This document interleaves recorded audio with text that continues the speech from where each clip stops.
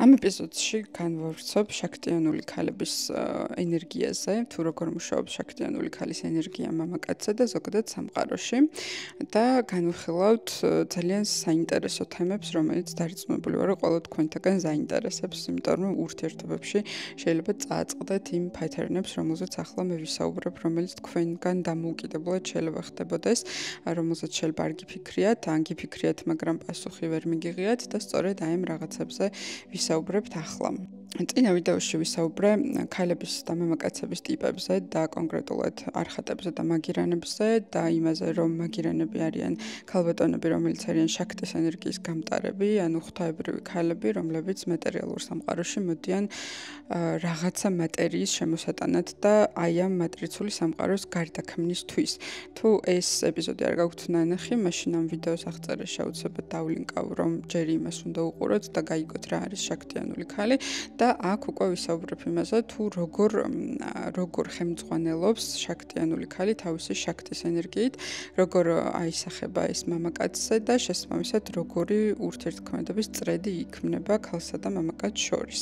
რა თქმა უნდა, აქაც უნდა აღვნიშნო, რომ შაქტის ენერგია არის ენერგია, რომელიც ქმნის ყველაფერს მატერიაში, ან ყველაფერს რაც უყურებთ მატერიაში, რაც არის შექმნილი, ეს არის შაქტის ენერგია, ეს არის ქმნილების ენერგია, შემოქმედების ენერგია და ეს ენერგია არის ქალური ენერგია. ხო, ანუ შაქტი არის იგივე ქალის ენერგია. შესაბამისად, როდესაც ქალი არის შაქტის ენერგიის მატარებელი, ხო, მას სჭირდება ასევე ისეთი მამაკაცი, რომელიც შაქტის ენერგიაზე არის რეზონანსული, რომელშიც ის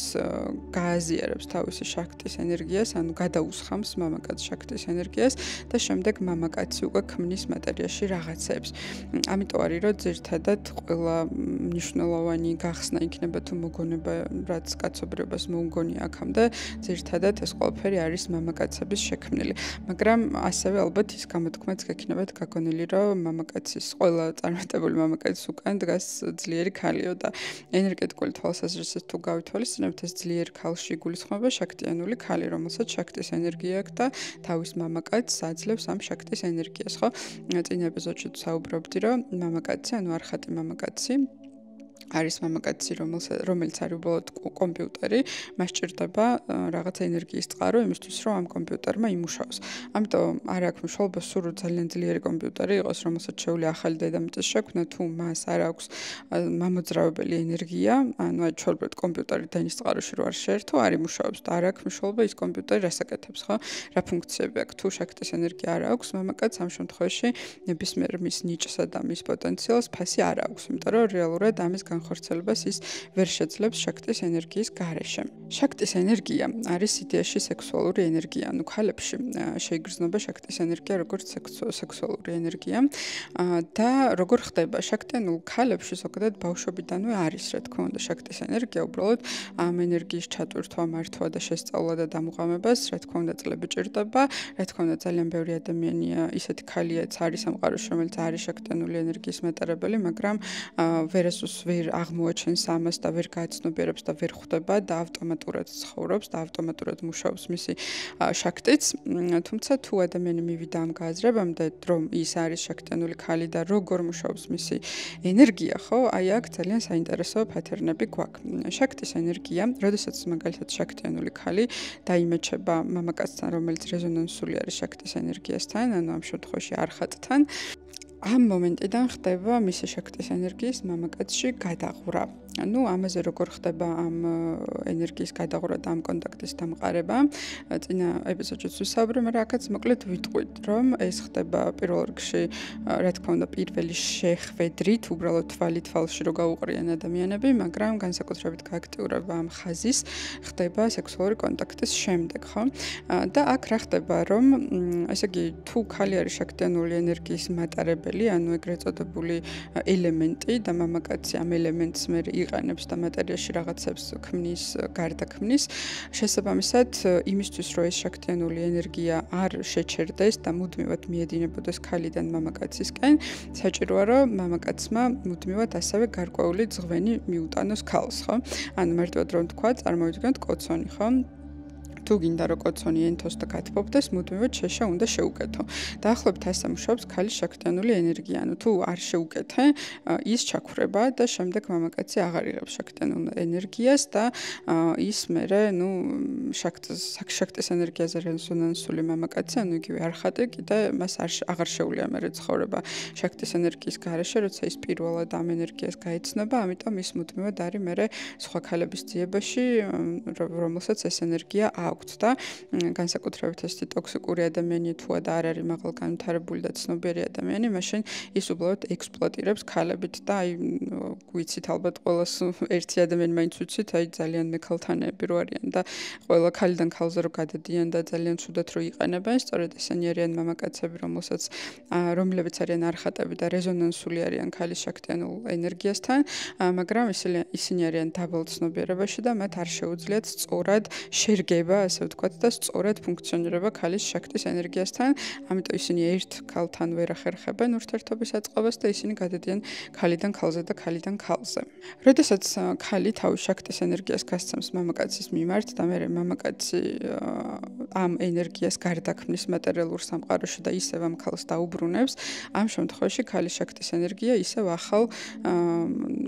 სინათლეს აშუქებს ამ მამაკაცს და კიდევ ახალ პორციას აძლევს შაქტის ენერგიისა ამ მამაკაცს. ეხლა რა არის ეს როგორ ხდება რა, ანუ კონკრეტულად რა შეიძლება იყოს, ანუ მამაკაცმა რა უნდა დაუბრუნოს ხო ქალს. მაგალითად საჩუქარი შეიძლება იყოს, ან კომპლიმენტი შეიძლება იყოს,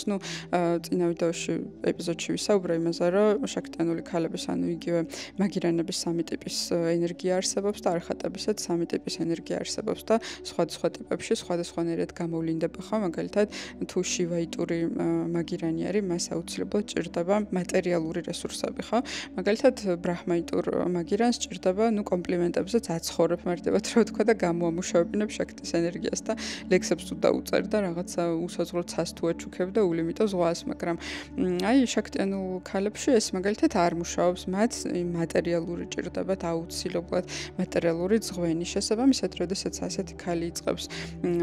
თავის მამაკაცთან ურთიერთობას, ხო, მამაკაცმა თუ არ დაუბრუნა უკან რაღაცა მატერიალური ზღვენი, ხო,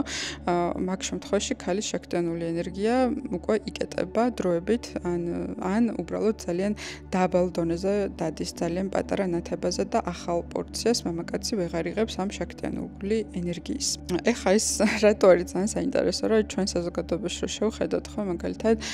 ესეთი აზრები ხო ფიგურირებს, რომ ქალი არის ძალიან მატერიალისტი და ვისაც მეტი ფული აქვს, იქ არის ქალი და ფულით ეძებს ქალი მამაკაცს, ხო? ანუ ეს არის, რა თქმა უნდა, გაუაზრე, როცა ქალს არ აქვს თავის შაქტის ენერგია გააზრებული, ამ შემთხვევაში ეს ხდება ავტომატურად, იმიტომ რომ როდესაც ქალმა, თქვათ, გაიცნო თავისი მამაკაცი, ხო, არხატი და გასცა შაქტიანული ენერგია, მერე ამ მამაკაცმა დაუბრუნა რაღაცა ზღვენის სახით, ამ ქალში უფრო მეტი შაქტის ენერგია გენერირდება და ეს შაქტის ენერგია, ამ შაქტის ენერგიას ქალი გრძნობს პირველ რიგში როგორც სექსუალურ ენერგიას, რა თქმა უნდა, თუ ქალს არ აქვს გაცნობიერებული, თუ არ არის სულიერ გზაზე და ენერგეტიკულად ვერ აღიქვამს ზოგადად როგორია ეს შაქტის ენერგია, ხო? მაშინ ის გრძნობს ამას როგორც სექსუალურ ენერგიას და ეს შაქტის ენერგია, ანუ იგივე სექსუალური ენერგია, ისევ იმ მამაკაცისკენ არის მიმართული, რომელმაც მან მოუტანა ზღვენი. რატო? იმიტომ რომ ისევ იმ მამაკაცში უნდა დააბრუნოს ეს ახალი პორცია მისი შაქტის ენერგიისა და ამიტომ სექსუალური ლტოლვაც უჩნდება იმ მამაკაცის მიმართ, რომელმაც მას მიუძღვნა გარკვეული ზღვენი. ამიტომ ხშირად აი ესეთი ტიპის ქალები, რომელიც ესე უხეშად რო ვთქვა, რომ როგორც ამბობენ ხოლმე ძალიან უხეშად რო კაციდან კაცზე გადადის და ვისაც ფული და მანქანა აქვს, რომ იმ კაცებთან არიან, ხო, ეს არის შაქტიანული ენერგიის გაუაზრებელი ფუნქციონირება, იმიტომ რომ პირდაპირ მნიშვნელობით ქალს სექსუალური ენერგია უჩნდება, ანუ მაგირან ქალს იმ მამაკაცის მიმართ, რომელმაც რაღაცა ზღვენი მიუტანა. შესაბამისად,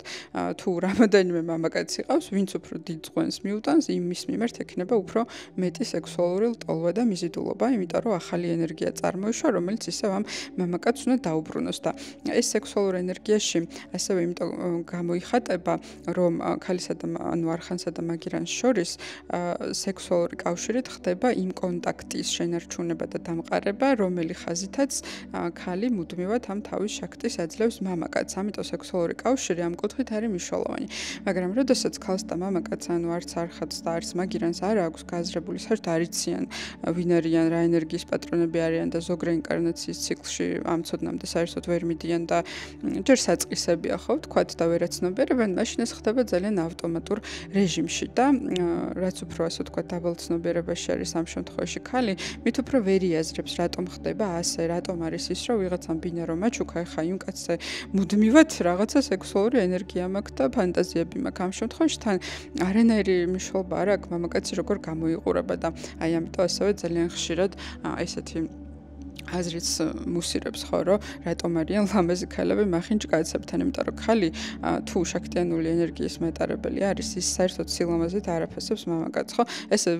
რო დაჯდა რა თქმა უნდა, ხა ყველას გვაქვს ჩვენი გონება და რაღაცა რაციონალური გააზრების უნარი, რა თქმა უნდა, შეიძლება მოყვნენ და ქალებმა ერთმანეთში რომ მე ესეთი კაცი მომწონს ან ისეთი მომწონს, მაგრამ საერთოდ ჯამში ლტოლვა და მიზიდულობა ექნება იმ კაცის მიმართ, რომელიც მას მატერიალურ ზღვენს დაუბრუნებს თავის შაქტის ენერგიის სანაცვლოდ. სხვათა შორის მეძავებიც ყოველთვის არიან ქალები, რომელსაც აქვთ შაქტის ენერგია, იმიტომ რომ პირველ რიგში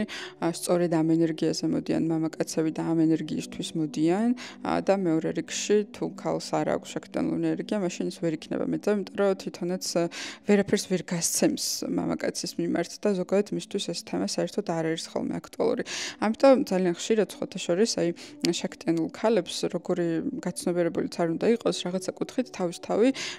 წარმოუდგენია ხოლმე როგორი მეძავი იქნებოდა. ანუ ეს ძალიან უხეში ფორმულირება, მაგრამ ნუ აი შემოხვედრა სხვა სადაქალოში და გოგოშკებში ესეთ საუბრები, რომ აი მეძავი რო ვიყო და ნუ ასე შემდეგ. ამაში არაფერი დასაძრახი არ არის, ეს არის ის თუ როგორ მუშაობს შაქტიანული ენერგია, იმიტომ რომ ქალი შაქტის ენერგიის მთლიანი მუღამი არის და დანიშნულება ის, რომ ეს ენერგია გადაღვაროს სწორ მამაკაცში, რომელიც სწორ რაღაცებს გააკეთებს დედამიწაზე. და შესაბამისად, მერე რაღაცა დედამიწაზეც კარგი საქმეები გაკეთდება, რისთვისაც ისინი მოსულები არიან და გარკვეული ენერგიის ნაწილს ის უკვე მატერიალური სახით უბრუნებს თვითონ ამ ქალს, იმიტომ რომ ქალი თავის შაქტის ენერგიას ბუნებრივ მდგომარეობაში როგორშიც ის მას შეუძლია რომ ეს შაქტის ენერგია სამყაროში რისი გამტარიც იყოს, ანუ ამ შაქტის ენერგიის ბუნებრივ მდგომარეობაში თვითონ ქალი ამ ენერგიას ამ ფორმაში ვერ იყენებს და თავის სარგებლობაში ვერ გამოიყენებს. ამიტომ მასაც სჭირდება გარდაქმნა. ამ შემთხვევაში თუ ძალიან სწორი მეჩი არის არხათსა და მაგირანს შორის, ხო? ანუ ქალი თავის ამ შაქტის ენერგიას გადაყრის მამაკაცში, ის მერე დაუბრუნებს რაღაცა მატერიის სახით და სწორედ აი, როდესაც რაღაცა ძღვენი მოდის, ხო? და ჩნდება მერე სექსუალური ლტოლვა, ანუ იგივე შაქტის ენერგია უფრო მატულობს, აი, მანდ უკვე ქალს შეუძლია რომ თავის მამაკაცსაც გადასცეს ახალი პორცია და თავისთვისაც გამოიყენოს და თავის პროექტების და თავის საქმეების განხორციელებისთვის. ამიტომ, როდესაც ქალი არის არხატი, ხო, აი აქ უკვე ძალიან საინტერესო თემა იშლება იმასთან დაკავშირებით, თუ მაგალითად კაცმა უნდა დაპატიჟოს ქალი, თუ უნდა გაიყონ ჩეკი, თუ კაცმა უნდა აცხოვროს, თუ 50-50 უნდა იყოს, თუ ასე შემდეგ, იმიტომ რომ თუ ქალი არის შაქტიანული ენერგიის გამტარი, მაშინ ის მონაცემი, რომ ქალი მამაკაცთან 50-50-ზე ცხოვრობდეს, ეს არის ქალისთვის და ზოგადად ურთიერთობისთვის დამღუპველი, იმიტომ რომ თუ ქალი იხდის ფინანსურად, ხო, თქვათ მამაკაცს გადაუხადა რესტორანი ან ქირას იყოფენ ან რაღაცა, ხო? და თუ ქალმა ეს გააკეთა, მაშინ მასში შაქტიანული ენერგია აღარ არის, იმიტომ რომ ზღვენი არ მიუღია, თვითონ გასცა. ამიტომ მასში შაქტიანული ენერგია აღარ წარმოიქმნება, რასაც მამაკაც ვერ მისცემს და შესაბამისად მამაკაცი მერე სამყაროში მატერიალურ შედეგებსაც ვეღარ მიიღებს, ხო? აქედან გამომდინარე, ძალიან ესე ვთქვათ, სწორი ფუნქციონირება არხანსა და მაგირანს შორის არის, რომ მატერიალური საქმეები აკეთოს მამაკაცმა, ხოლო ენერგიაზე პასუხისმგებელი არის აქ უკვე ქალი. და სწორედ აი ამ თეორიაზე დგას, მერე ცოტა ეს გაეზოთერიებული ფენომენი, რომ ქალი უბრალოდ ენერგიის გენერატორია და ოღონდ ეს რა თქმა უნდა ყველა ქალისთვის ასე არ არის, იმიტომ რომ გოპი ქალები უფრო მშრომელი ქალები არიან, მაგალითად მათ შეუძლიათ მამაკაცთან თანაბრად მუშაობა და სახლისთვის და სამსახურისთვის თანაბარი შრომის ჩადება მატერიალურ პლანზე. ეს მათთვის უფრო ლეგიტიმურია, მაგრამ შაქტიანული ენერგიის ქალებისთვის ეს დამღუპველია, იმიტომ რომ თუ ის მამაკაცთან თანაბრად აკეთებს და თანაბრად იხდის, მაშინ მასში აღარ იბადება შაქტის ენერგია და შესაბამისად თუ დააკვირდებით, ხო, მაგალითად ოჯახები, სადაც ქალები და კაცები თანაბრად შრომობენ, პირველ რიგში, და თუ ეს არის, რა თქმა უნდა, არხატი და მაგირანი, პირველ რიგში ქალი ამით არასდროს ბედნიერი არ არის და რაც არ უნდა ძლიერი ქალის პოზა ქონდეს და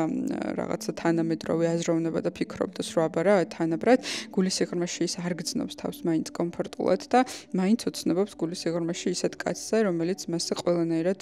იზრუნებს და უზრუნველყოფელი ეყოლება. და ასეთი ქალი არ არის ნამდვილად ბედნიერი ურთიერთობაში, იმიტომ რომ ქალისთვისაც ისეთივე მნიშვნელოვანია ეს შაქტის ენერგიის გამტარი რო იყოს, როგორც მამაკაცისთვის და ამიტომ მე ძალიან ხშირად შეხვდებით, როცა ამ შაქტის ენერგიის გამტარობა არ ხდება სწორად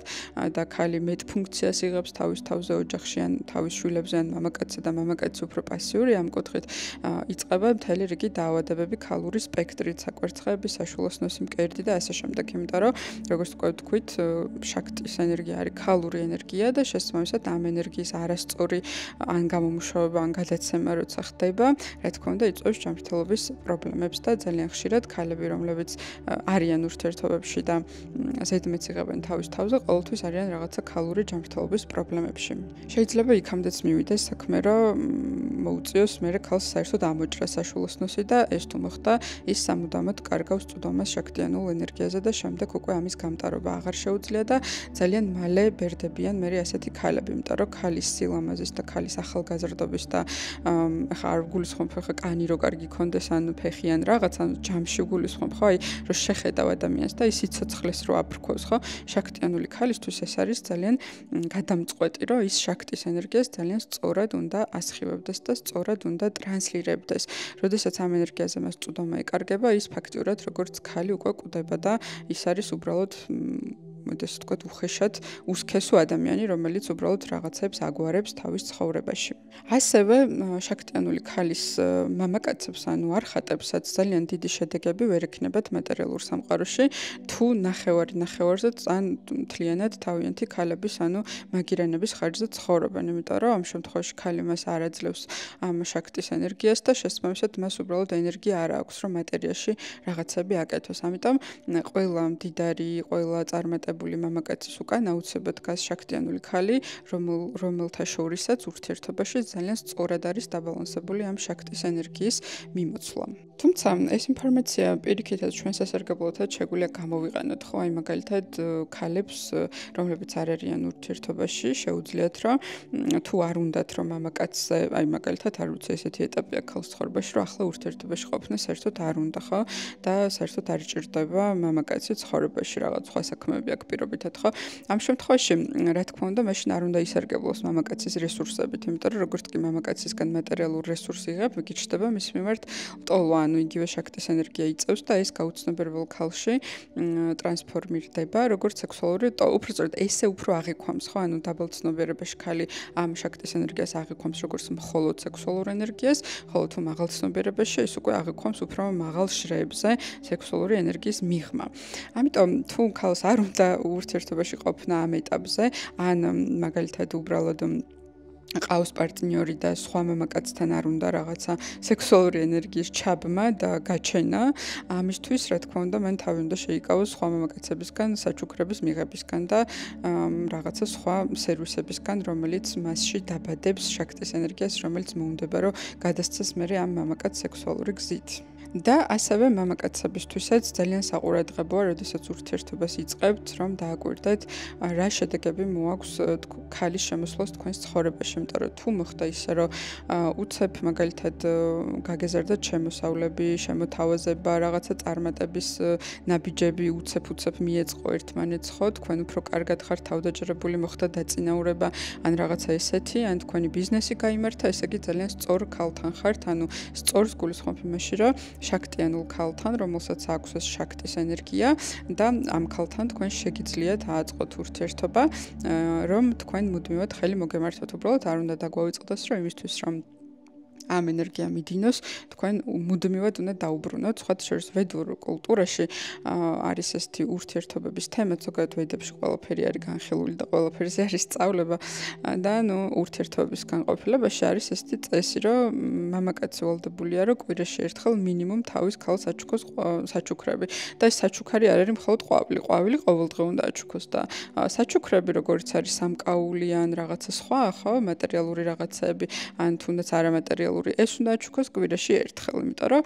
სწორედ ესეთი ტემპი უნდა შენარჩუნდეს და მუდმივობა ქალის შაქტის ენერგიის გამომუშავების კუთხით, იმისთვის რომ ამ მამაკაცს მერე მუდმივად მოემართოს ხელი და უფრო და უფრო მეტი იშოვოს და მეტი გააკეთოს და მერე ისევ ამ თავის ქალში ჩადოს, რომელიც კიდევ უფრო დიდ ენერგიას მისცემს ყოველ ჯერზე და სწორედ ამ ურთიერთქმედებაზე არის აწყობილი ჯანსაღი ურთიერთობები, სადაც ქალი თავის ქალურ ამ ენერგიაში არის ძალიან სრულქმნილი და მამაკაციც ძალიან წარმატებული. ასევე ხშირად ნახავდით ისეთ სიუჟეტს, როდესაც წყვილი შორდება, ქალი იწყობს ცხოვრებას და მამაკაცი უბედურდება. რატო ხდება ეს? იმიტომ რომ როდესაც წყვილი შორდება და თუ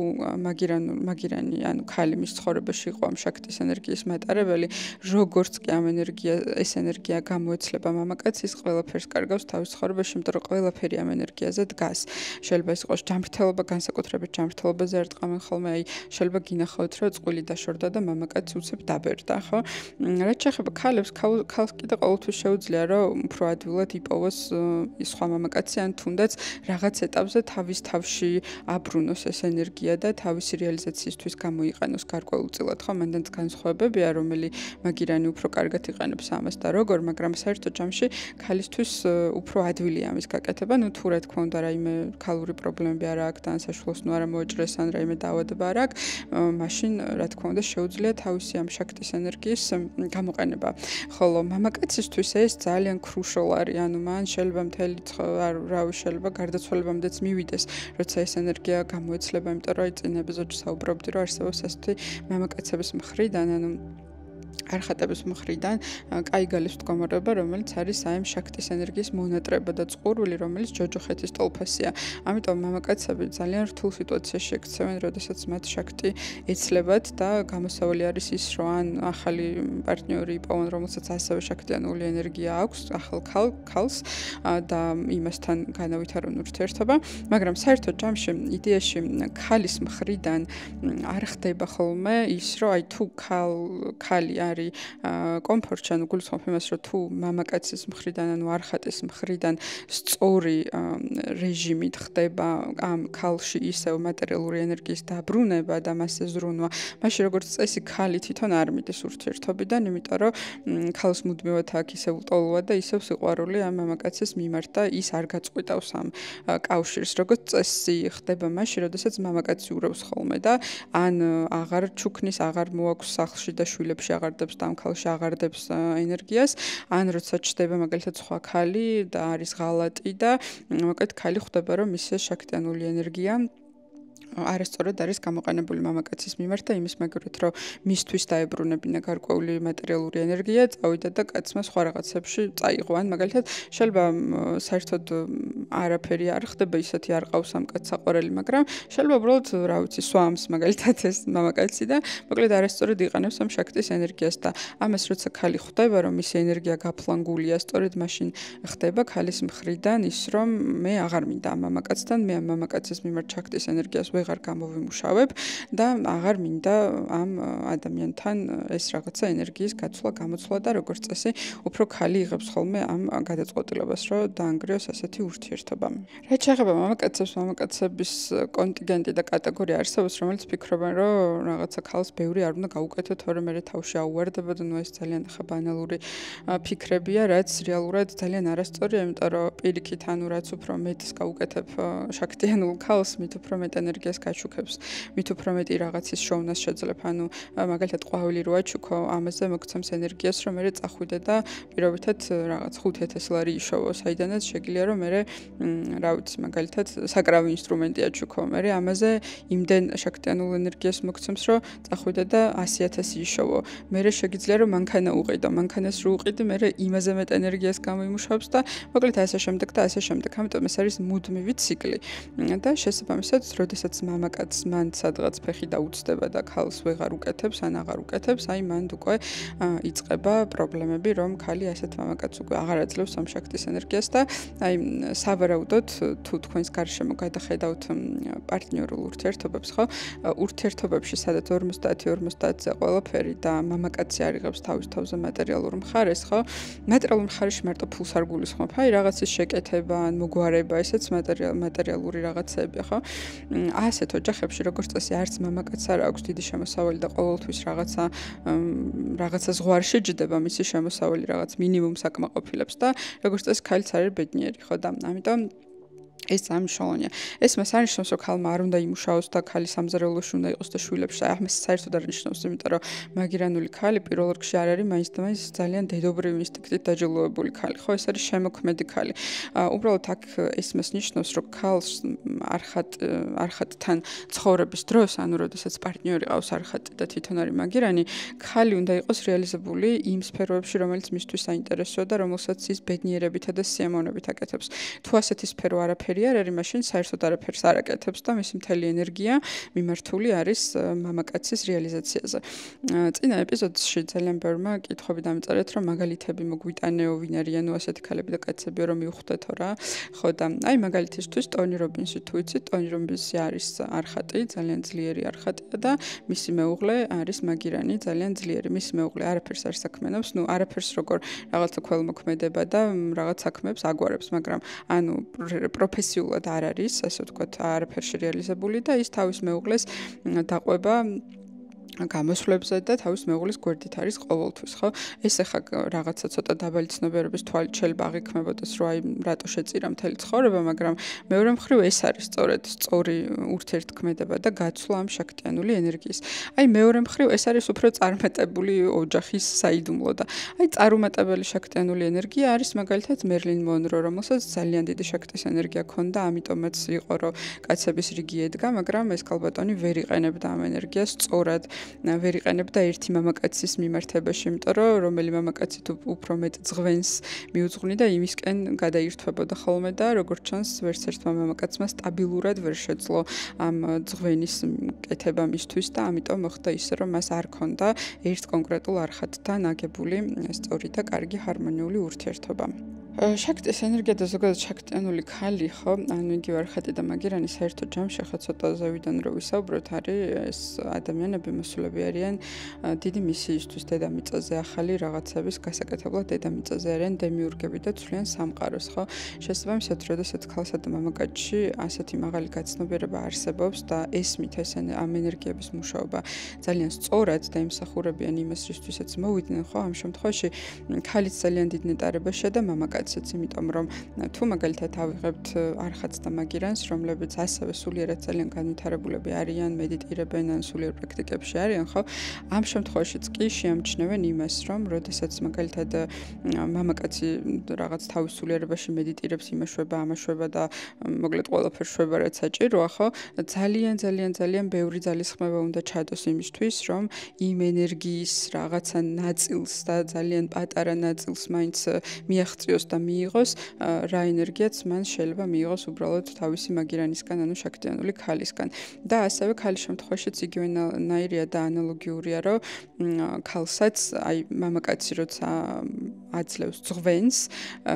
რომელიც მისივე ჩადებული ენერგიიდან უკან მიიღო, ამ შემთხვევაში მას იმხელა ნეტარება აქვს და იმხელა ეს შაქტის ენერგია იღუძებს მასში, რომ ასევე ამ მდგომარეობაში რომ ქალი მოექცეს, ასევე ბევრი მედიტაცია და ბევრი სულიერი გამოცდილება და წვალება ჭირდება ყოველდღიური. ამიტომ ხშირად, როდესაც ასე წყული შორდება, როგორც წესი, თუ გაცნობიერებულები არიან, ორივე სულიერ გზაზე ძალიან ინტენსიურად მიდის, იმიტომ რომ მათ უკვე იციან ეს შეიძლება ძალიან ტოქსიკურად განვითარდა და ურთიერთობა და ვერ ააწყვეს ეს, ვერ დააბალანსეს ეს ენერგიები და წინა ეპიზოდში უფრო კარგად ყვები, რატო შეიძლება ვერ დააბალანსონ ენერგიები. ამ შემთხვევაში, როცა წყული შორდება, როგორც წესი, ძალიან დიდი წილი ორივე მხარე, განსაკუთრებით მამაკაცები, გადავარდებიან ხოლმე ძალიან სულიერ გზაზე და მედიტაციებში და ტაძრებში და იმებში და ამებში, იმიტომ რომ ამ ენერგიას ეძებენ ისინი კაი გალის მდგომარეობაში არიან, ტანჯვის მდგომარეობაში არიან და რა თქმა უნდა ისევ ეძებენ ყველგან ამ შაქტის ენერგიას მათ შორის ტაძრში, თუმცა როგორ ადვილადაც ხდება არხაცა და მაგირანში აი ამ ფუნქციების განაწილება და ამ ენერგიის მიმოცვლა,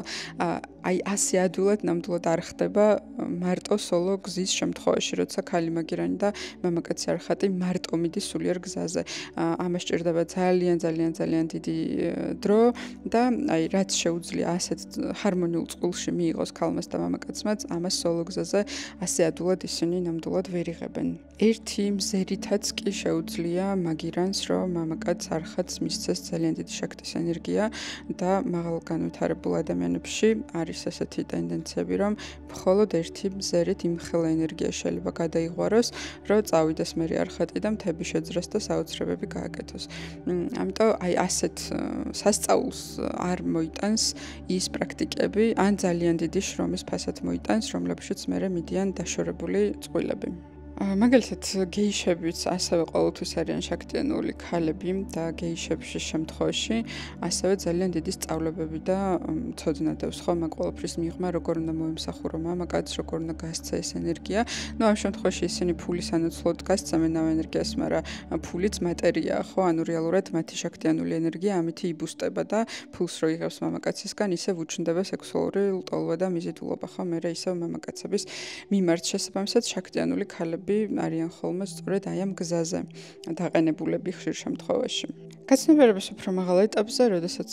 ბევრი ინკარნაციის შემდეგ აცნობიერებენ არხატები და მაგირანები საკუთარ თავს, საკუთარ პოტენციალს, საკუთარ ზოგადად არსს და ცდილობენ რომ დააბალანსონ ურთიერთობები ერთმანეთთან, ეს შეიძლება იმ ხელა შედეგებზე გავიდეს, რომ სამყაროში ისეთი დიდი ცვლილებები მოახდინონ, რომლისთვისაც ისინი რეალურად ჩამოსულები არიან და ეს არის ძალიან მშვენიერი და ძალიან კარგი პროცესი, თუმცა დაბალ გაცნობიერებაში ეს ძალიან პრობლემურია, იმიტომ რომ ამას ვერ ეცნობიერებს ვერც ქალი და ვერც მამაკაცი და ძალიან ჩახლართული, ტოქსიკური და რაღაცა წრეზე ბრუნვადი ურთიერთობები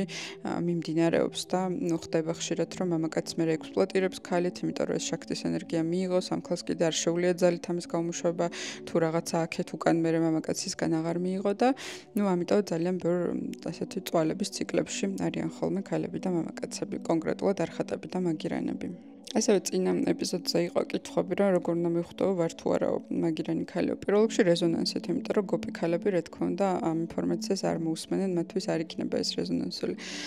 მეორე იმითი, რომ აი თქვენ ურთიერთობის გამოცდილებას გადახედეთ, როგორ მამაკაცებს არჩევდით, აუცილებლად არჩევდით მამაკაცებს, რომელშიც დაინახავდით პოტენციალსა და პერსპექტივას, იმიტომ რომ თუ გავითვალისწინებთ, რომ არხატები და მაგირანები ესენი არიან დემიურგები და ისინი მოსულები არიან სამყაროში რაღაცების ცვლილებისთვის და დიდი საქმეებისთვის. დიდი მეტნაკლებად ვიღაცისთვის ცოტა მცირე, ვიღაცისთვის უფრო დიდი, მაგრამ საერთო ჯამში სამყაროში ახალი აგურების შემოტანისთვის, ხო? შესაბამისად, ქალი მაგირანი, რომელსაც შაქტის ენერგია აქვს, ყოველთვის პოტენციალითა და პერსპექტივით არჩევს მამაკაცს, ანუ რამდენად დიდი საქმეების გაკეთებაში შეუძლია გვერდით დაუდგეს, ხო? ამ შემთხვევაში ხა ქალი შეიძლება ამას, რომელსაც არ აქვს გაცნობიერებული ეს შაქტის ენერგია, შეიძლება უბრალოდ მენტალურად ფიქრობდეს, რომ აი მე წარმატებული მამაკაცები მომწონს, მაგრამ რეალურად ეს მისი შაქტის ენერგია მუშაობს ასე, იმიტომ რომ მან რა დოზით ელემენტიც აქვს ქალს შაქტის ენერგიის სახით, ზუსტად იმ სიდიდის მასშტაბის პოტენციალი და პერსპექტივიანი არხატი ჭირდება, რომელსაც შაქტის ენერგიის ქალი აუცილებლად გრძნობს, ანუ ხვდება, აი ამჩნევს მეორე მამაკაცში, რომ მას აქვს თუ არა პოტენციალი, რომ ახალი აგურები შექმნან ამ სამყაროში და სწორედ ამ კრიტერიუმით არჩევს ის მამაკაცს. ამიტომ არის ხოლმე, რომ აი ასევე ძალიან დიდი ტენდენცია არის ურთიერთობების, სადაც ქალმა პერსპექტივით არჩია მამაკაცი, აი დაინახა რომ აქვს პერსპექტივა, მაგრამ ურთიერთობის დაწყების დროს შეიძლება მამაკაც არაფერი არ ქონდეს, არაფერი არ გააჩნდეს, არც სახლი, არც კარი, არც სამსახური, მაგრამ პოტენციალით არჩია და მე შეიძლება წლები ელოდებოდეს, როდის აი ეს პოტენციალი, რომელსაც ეს ქალი ხედავს, რომელსაც ხშირ შემთხვევაში თვითონ არ ხატივარ ხედავს ხოლმე თავის თავში, სწორედ ამ პერსპექტივას და აი ამ პოტენციალის ცქერაში ელოდება წლები, როდის შეძლებს მამაკაცი იმას, რომ ქალის მიერ ჩაღვრილი შაქტის ენერგია წაიღოს და მატერიაში ის პოტენციალი განახორციელოს რეალურად, რისი უნარიც აქვს ამ მამაკაცს. რა თქმა უნდა, დაბალცნობიერებაში და გადაგვარებულ ურთიერთობებში ხანდახან ასეც არის ხოლმე, რომ მაგალითად მამაკაცი ყველაფერს აძლევს ქალს მატერიალურად, მაგრამ თან გამოკეტილიც ყავს, რომ ეს თავისი შაქტის ენერგია სხვაგან არ გაზიარდა სხვა ადამიანებში და ხშირ შემთხვევაში ესეთი მოდელებიც არის ურთიერთობის, რომ კი ყველაფერს თავის თავზე იღებს მამაკაცი, მაგრამ სამაგეროდ ყველაფერს უგრძალავს ქალს და ფაქტიურად ციხეში აცხოვრებს. ეს უფრო დაბალცნობიერებაში ესეთი შედეგებიც გვაქვს ხოლმე. ზოგიერთ შემთხვევაში მაგალითად არხატებში შივაიტურ არხატს არ შეუძლია ძალადობა, არ არის მისი თემა, მაგრამ ბრაჰმანულ და ვაიშნაურ მამაკაცებში არის ძალადობის იმპულსიც ხო, შესაძლებელია რომ ასევე, როდესაც მამაკაცი ვერ იღებს იმ დოზით ამ შაქტის ენერგიას ქალისგან, მაგ შემთხვევაში უკვე შეიძლება ძალადობაზეც გადავიდეს და ძალადობით გამოამუშავებინოს, იმიტომ რომ